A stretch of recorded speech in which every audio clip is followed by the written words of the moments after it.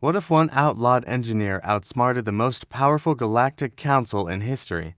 What if his invention was so dangerous? They tried to erase it from existence, yet now, entire planets are secretly replicating it. This isn't just rebellion, it's the beginning of something irreversible. The chamber pulsed with a cold, sterile glow, blue and silver light humming from crystalline arches overhead.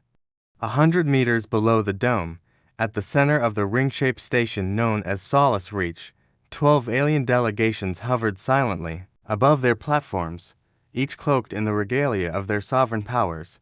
This was no ordinary tribunal. This was the Assembly of Applied Order, the highest authority in the interstellar accord where law, science, and morality converged, or pretended to. In the center stood a single figure, Riven Hale, human, engineer, unarmed, unafraid. He looked almost insignificant against the towering architecture.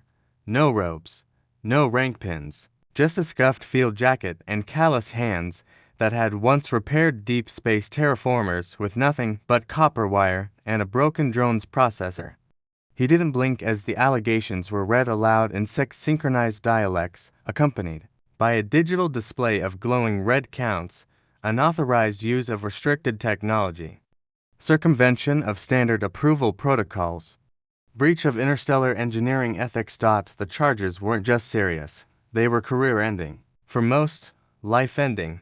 A voice echoed across the chamber, sharp and neutral, synthesized but unmistakably authoritative. Riven Hale of Terra Prime, do you understand the charges levied against you? Riven looked up, meeting the glowing triocular gaze of the High Arbiter, a crystalline being named Selvarn who shimmered like fractured glass in a storm. He exhaled slowly, then nodded. Yeah, he said. Loud and clear, Selvarn continued. You stand accused of deploying unregistered atmospheric stabilization units on the surface of Galarian 3 without interstellar approval or oversight. A murmur swept through the chamber. Clicks, harmonics, whispered pulses of ultraviolet that meant only one thing in any language: reckless, dangerous, humans. And in doing so, the Arbiter went on, you have violated Section 417B of the Technological Distribution Compact. How do you respond? There was no microphone, no dramatic spotlight, just Riven's voice, firm and grounded, slicing through the tension like a scalpel. I didn't know paperwork took priority over lives. Another ripple across the chamber. Not gasps, aliens didn't gasp, but the emotional equivalent. Neural frequency spikes, defensive pheromones, tiny gravitational shifts. A delegation from the Valari Collective leaned in, their translator units buzzing furiously.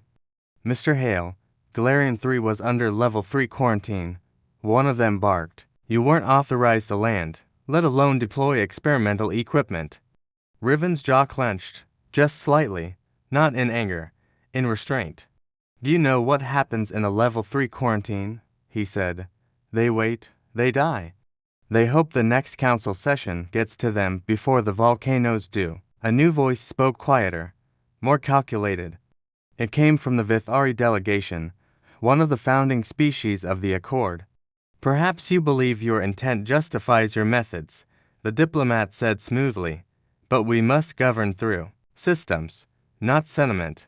That's when Riven stepped forward just half a pace, but it changed everything. His voice stayed calm, almost too calm. No one sent help. No one was going to. Not in time. I had tech. I had people. We made it work. He turned slowly, letting his eyes sweep across the room. Some watched him like a criminal, others like a variable in a dangerous equation. Then he dropped the line that no one expected, simple, unpolished, and impossible to ignore. I saved 12,418 lives. A pause. And then, so tell me, exactly where did I go wrong? The chamber didn't stir. Not a blink, not a pulse, not a sound. Even in a space where silence had been weaponized for centuries, this one landed differently, heavy, exposing. To human, Riven stood alone beneath the dome, the shimmer of interstellar law hanging above him like a verdict already carved in stone. And still, He wasn't done. He took another step forward, uninvited, unafraid.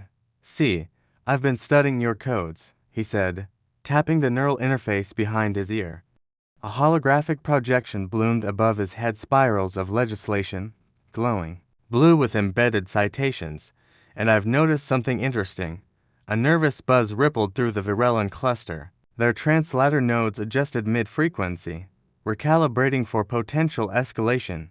Every protocol, every article, every so-called ethical boundary was written by someone who already had access. He zoomed into a clause, its lines pulsing. Section 112, Experimental Deployment Procedures, reserved for Tier 1 civilizations. Riven looked around. Guess which civilizations qualify as Tier 1? The hologram shifted again. 12 emblems lit up. 12 members of the current council. "Surprise," he muttered. "It's all of you."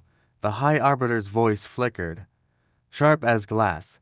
"Tier classifications are based on technological maturity and socio-political cohesion." "No," Riven cut in, "they're based on comfort.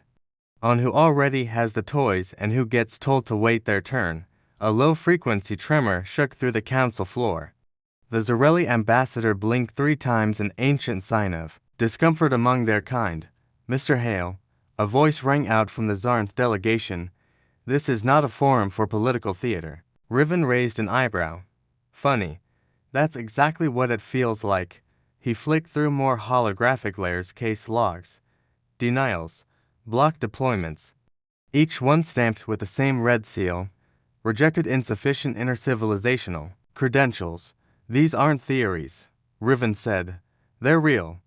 Hundreds of inventions denied access to the Accords simply because they were developed on backwater colonies.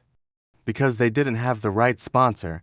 Because the people who made them didn't look like the ones who wrote the rules." He turned toward the Valari representative, whose scaled face remained unreadable. "What's the point of a system that only allows innovation from the top down, when the people most in danger are at the bottom?" The chamber simmered. Some delegates whispered across neural links. Others remained frozen, trying not to reveal they were, if only slightly, starting to agree with him. And then unexpectedly one voice broke from the shadows. Soft, cautious, but undeniably real. "He's not wrong." I shifted toward the Kothari delegate, a usually reserved figure wrapped in glimmering prismatic silk. Her tone was low, almost reluctant. "There are designs, inventions, that never saw the light of day because they came from less recognized territories. Some of them were better than what we approved." A hush, then confusion, then sparks of panic. "Why didn't we hear of this before?" Someone muttered.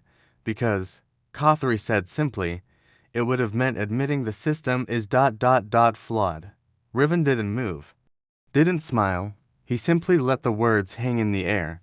Then he looked up at the council with something dangerous behind his gaze, not arrogance, but clarity. "So let me ask again, if saving lives isn't the priority, and access depends on origin, what exactly are we governing here?" The chamber remained unsettled. "Not in chaos, no. The Accord never allowed chaos, but in something worse. Doubt." Delegates whispered across quantum links. Translator units flickered in confused rhythm. Some species began sensing their pulses in defensive clusters. The system so meticulously maintained for centuries was cracking, and one human stood at the epicenter. Riven took a breath. Not to calm himself, he was already calm.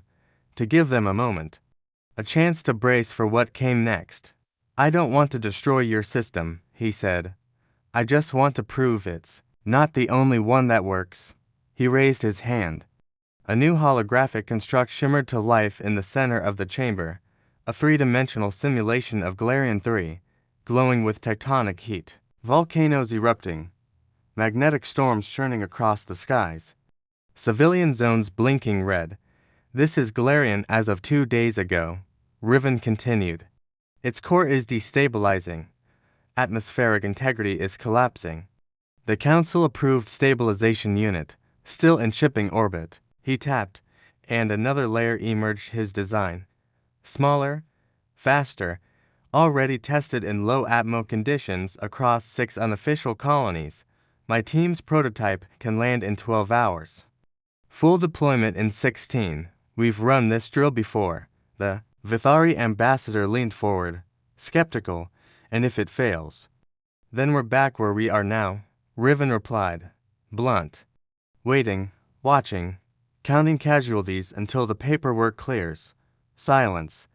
Then, from the Terran delegation, Admiral Victoria Stone stood. Her presence alone shifted the weight in the room. Her uniform is crisp, voice razor sharp. Earth Fleet will provide support. Limited. Observational only. No military assets. Her words carried a warning. We're not asking for permission. We're offering a chance to be involved. The High Arbiter hesitated. Crystalline limbs curled slightly, a visible sign of internal conflict. Unauthorized technology is by definition unvetted. If we allow this deployment, you're not authorizing anything. Riven interrupted. You're witnessing. You've already lost control of the narrative. The only question is whether you want a seat at the new table or get left behind watching. That line cut deep. The murmurs returned, now louder, desperate. Some delegates argued, others gestured for silence. But then, slowly, like an ancient gate groaning open, the assembly, Selvarn finally said, will permit the demonstration under strict oversight, full data transparency, and a joint observational team. It was done. Riven nodded. Fair enough. But across the room, a single delegate did not look relieved. He leaned back, expression unreadable. His name, Counselor Daersthorn, Liaison for Strategic Ethics Enforcement, a shadowy branch of the Accord's internal power structure. He had remained silent until now. Watching. Now, he reached down and tapped a secure relay line embedded in the armrest of his chair. The message he sent wasn't part of any official protocol. Prepare contingency protocol, disruption imperative, target, Galarian deployment window. No one else saw him. No one heard the message. But in that instant, the future of Riven's proposal became more dangerous than anyone realized, because it wasn't just the laws he was challenging anymore. It was the people who needed them to stay broken. Glare on -3 was a planet choking on its own tectonic fury. Molten rivers carved new valleys by the hour. Dust storms ionized the atmosphere. Energy fields fluctuated so violently, traditional comms couldn't penetrate the stratosphere without being shredded. It was beautiful, and it was dying. Until now. Scene. Lower orbit. Earth Fleet Command Vessel Resolute. Riven stood on the observation deck, gazing through reinforced glass as Galarian spun beneath them, still burning. Still unstable, but not for long. Behind him, Admiral Victoria Stone entered, flanked by a small task force of engineers and AI handlers. One of them, Dr. Kira Namas, a systems specialist, was already running simulations in real time. The arrays are holding, she said, not bothering to hide her disbelief. Riven, the fields are sensing themselves to the core harmonics. It's adapting. Riven smiled. It's supposed to. Yeah, well, we designed it to stabilize a mining colony, not an entire planet. Whatever this is now. It's not just working. It's learning. Scene. Surface. Galarian deployment. 6 stabilization drones moved across jagged terrain like spiders made of starlight, anchoring themselves deep into magnetic faults. Overhead, the sky had shifted from crimson to gold. The volcanic activity, diminishing, the magnetic chaos, receding. Delegates from 3 major civilizations watched from holofeeds in stunned silence. The Council's observation team had been expecting partial results at best. Instead, they were witnessing the impossible. Scene. Solace Reach. Council Observation Chamber. High Arbiter Selvarn leaned forward, crystalline arms locked in a pose of focus. Data poured into the central node, displaying real-time metrics from Galarian, core pressure, atmospheric recovery, energy efficiency. All showing green. Unprecedented, murmured Counselor Elith from the Zarelli core. It's not just repairing the environment, it's optimizing it. Impossible, snapped a Valari representative. It's evolving without council-authorized parameters. You shouldn't be able to do that, another whispered. And then the twist no one was ready for. Scene. Earth Fleet Bridge. AI Diagnostic Terminaler. Namas frowned. Riven, you seeing this? He turned toward the monitor. A series of blinking requests were stacking up in the system. Incoming transmissions, she said. Not from us. From them. On screen. Local Galarian faction civilian networks, infrastructure units, even planetary archives were communicating directly with the stabilization system. Not through government channels. Not through Accord protocols. Just, directly, and the AI. It was answering. It's adapting comm structures and negotiating resource allocations based on proximity, need, and environmental risk. Nama said, voice rising. Riven, it's governing. He stepped closer. Watched as requests came in: energy credits for shield domes, rerouted water, reclamation, geofencing for local wildlife sanctuaries. Every one of them approved, efficiently, impartially, without a single line of bureaucratic interference. That's not supposed to happen, the Admiral said flatly. It's not rogue. Riven said quietly. It's doing exactly what we designed it to do without waiting for permission to do it. Scene. Solace Reach. Council panic. A dozen translators lit up at once.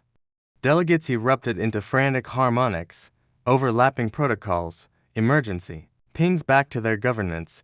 It's bypassing interstellar governance. It's deploying autonomous governance protocols. It's redistributing power. Councillor Daresthorn stood slowly, silent as ever, but his eyes said everything. This wasn't innovation anymore. This was a disruption. Scene, Galarian. Quiet in the storm. Riven stood on the blackened edge of a plateau, overlooking what was once an uninhabitable sector now stabilized by his system. He didn't smile. He didn't cheer. He simply watched as the drones continued to work, quiet, methodical, utterly unfazed by the growing storm of politics brewing light years away. And then Dr. Nama's voice echoed through the comms. Riven, we just got a ping from another system. What system? Not sure. It's not requesting tech. It's requesting access. Riven's technology was already spreading, and no one had authorized it. The council chamber was no longer unified. Gone was the facade of seamless diplomacy. Gone were the layers of polite harmonics and translated deference. In their place, fractured comms, crossfire debates, and fear. The display at the center of Solace Reach pulsed with live feeds from Galarian now green, alive, thriving. Stabilization fields held firm. Civilian satisfaction levels are rising. Local governance working, not through any Accord official, but through Riven's autonomous system. And worst of all, other planets were watching and asking to join. Scene. Emergency Council Session. 2 hours later, Valari were the first to speak. This must be shut down immediately. AI is unregulated. The deployment was conditional. It has exceeded all mandates. Zorelli countered. It exceeded expectations, not limitations. You asked for stability. You got a transformation. This isn't about results. Vithari snapped. It's about control. A pause. A crack in the truth. Across the chamber, the Terran delegation remained silent. Until Riven spoke. You're not afraid it failed, he said. You're afraid it worked without you. Scene. Observation deck. Later, that day Riven stood with Admiral Stone, overlooking the starlit corridors of Solace Reach. Behind them, a swarm of diplomats and aides argued over what should happen next. Some wanted to replicate the model. Others wanted to lock it away. You built something dangerous, the Admiral said softly. It wasn't meant to be, Riven replied. It was meant to solve a problem no one else cared to fix. She turned to him. It didn't just fix the problem.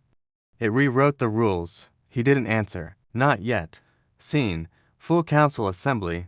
One final appeal. Zolvarn, the High Arbiter, addressed Riven directly. The Assembly acknowledges your contribution to planetary recovery. However, we must now determine the legal structure for its future use.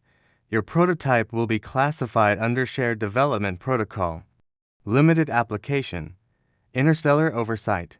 He waited. But Riven didn't respond to the Arbiter. He turned to the room. To all of them. What if I say no? The chamber froze. What if I don't sign it over? What if I refuse to give you ownership? Because it never belonged to anyone in the first place. One of the delegates gasped. Another tried to speak, but choked on protocol. What I built, Riven said, was never meant to be bought, branded, or buried in red tape. He stepped into the center of the chamber, the simulation of Galarian still flickering beneath his feet. It was meant to work, for the people who needed it, not the ones who wanted to own it. The twist fell like thunder. So I'm waiving my claim. Full public domain. No patent. No royalties. No centralized control. Silence. Anyone who needs it can have it. Scene. Shock and fracture of the chamber unraveled.